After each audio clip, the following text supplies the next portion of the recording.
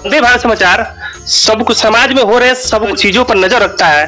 तो ऐसे में जो अभी आने वाला आगे धनतेरस है और उसके आगे आने वाली दीपावली जो पर्व है, जिसमें हम लोग किस प्रकार से पूजन करें, क्या मुहूर्त है, ये सब सारी चीजें बताने के लिए हमारे साथ मौजूद है पंडित मनोज तिवारी जी।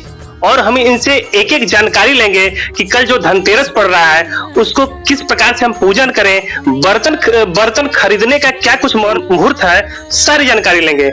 सबसे पहले वंदे भारत समाचार आपका बहुत बहुत स्वागत है। जी बहुत बहुत धन्यवाद। ऐसे में पंडित जी आप मुझे बताएं कि जो धनतेरस है उसका लोग पूजन कैसे करें और वैसे कब शुरू हो रहा है कल धनतेरस का मुहूर्त? देखिए, धनतेरस में सबसे पहले खरीदारी का जो प्रोसेस होता है, खरीदारी शाम को 4:30 बजे से 6:30 बजे के बीच, कल सायं में 10 तारीख को ही आपको धनतेरस है। और रात्रि में अगर पूजन करना है तो 9 बजे के बाद, 9 बजे से लेकर के 12 बजे के बीच में आप शुभ मुहूर्त में जो उसके जो पूजन कर सकते हैं। बर्तन खरीदने का कब मुहूर्त है? बर्तन खरीदने का मुहूर्त आपका शाम को 4:30 बजे से 6:30 बजे के बीच में है। इसमें आप बर्तन भी खरीद सकते हैं, कोई स्वर्ण आभूषण भी खरीद सकते हैं।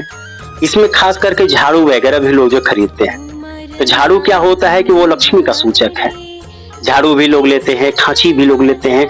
तो ये जो आपका जो घरेलू चीज है, इसको नॉर्मली तरीके से लोग, मान लीजिए सोने का सिक्का नहीं ले पाए, चांदी का सिक्का नहीं ले पाए, तो लोग इसके बदले में जो है कोई छोटा मोटा जो पित्तल का या स्टील वगैरह की कोई पात्र अपना खरीदते हैं, ताकि इस दिन हम जो है शुभ हमारा कार्य हो। जैसा कि आपने बताया कि 9 बजे के बाद जो मुहूर्त है और उस दिन भगवान धनवंतरी की पूजा की जाती है, तो भगवान धनवंतरी की पूजा के लिए किन किन चीजों की आवश्यकता है लोगों को, जो लोग घरों में सामान्य रूप से पूजा करना चाहते हैं? ऐसे देखिए, धनवंतरी जी को कौन नहीं जानता है। धनवंतरी तो वैद्य, माने उस दिन जो है जंगल की जितनी भी जड़ी बूटियां होती थी उनका जो है, माने पहले तो यही परंपरा जो चलती थी, इसी के माध्यम से लोग अपना जो है उपचार भी जो करवाते थे।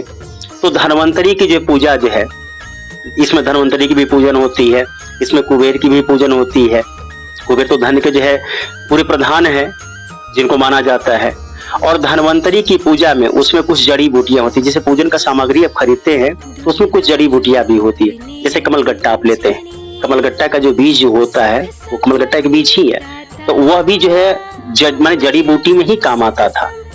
और उससे जो आपके कमल की पुष्प भी जो उत्पत्ति होती है, इसीलिए धनवंतरी के जो पूजन में हम कुछ बीज संबंधी भी जो चीज रखते हैं, ताकि उनका भी जो पूजन हो सके। जी 10 तारीख को धनतेरस की पूजा बीतने के बाद अगले 12 तारीख को जो दीपावली आने वाली है, तो ऐसे में जो दीपावली का जो मुहूर्त है माँ लक्ष्मी की और गणेश की पूजा करने की, वो क्या है?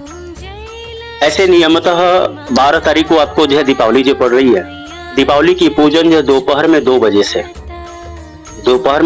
से जो पूजन जो शुरू हो जाएगा।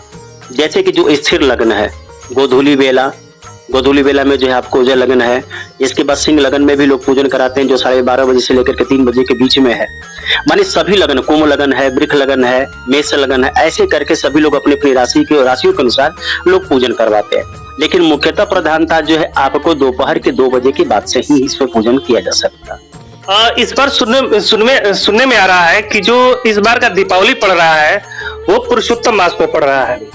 तो ऐसे में इस मास का क्या महत्व है, पहले तो आप हमें ये बताएं। और इस मास में हम माँ लक्ष्मी की आराधना कैसे करें, क्या कुछ सामग्री का यूज करें उसमें? देखिए, ऐसे पुरुषोत्तम मास जो है 4 साल पर जो है एक बार आता है, और खास करके जब ये आता है तो जिसका नाम ही दिया गया है पुरुषोत्तम मास। मतलब जो महीना हमारा 12 महीने का होता है, वो 1 महीना बढ़ करके 13 महीने का हो जाता है, जिसमें 1 महीना में हम कोई भी जो शुभ कार्य जो है अपना कर सकते हैं। ऐसे लोग पुरुषोत्तम मास को लोग मलमास भी कहते हैं। ऐसे मलमास का शाब्दिक अर्थ ही बताया गया। मल मतलब जो है ब्रह्मा होता है, और मास मतलब होता है महीना। जो महीना ब्रह्मा का होता है उसी का नाम मलमास है। तो सामग्री बताएंगे, हमें जानकारी दें ताकि लक्ष्मी और गणेश का पूजन हो सके। देखिए, ऐसे सामग्री में तो जो हम षोडशोपचार से किसी भी देवी देवताओं की पूजन करते हैं, वो तो सामग्री रहता ही है।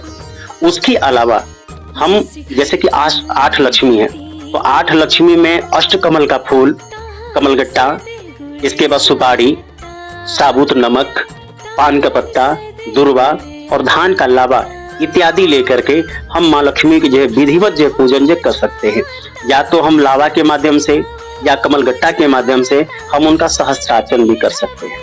इस दिन देखा जाता है कि लोग जो है माँ लक्ष्मी के अपने घर में स्थापना कराते हैं, तो स्थापन की विधि क्या है और उस स्थापन की विधि को करने से लोगों को क्या क्या लाभ होते हैं? देखिए, स्थापन भी कई तरह का होता है। जैसे कि कुछ लोग अपने घर में मिट्टी की प्रतिमा लाते हैं, कुछ लोग अपने यहाँ धातु की प्रतिमा लाते हैं। तो मिट्टी की प्रतिमा का तो विसर्जन हो जाता है, लेकिन धातु का प्रतिमा का विसर्जन नहीं होता है। केवल उसको स्नान इत्यादि जो करा करके जो षोडशोपचार जो उनका पूजन जो होता है, इस प्रकार से ही इनका जो किया जाता है।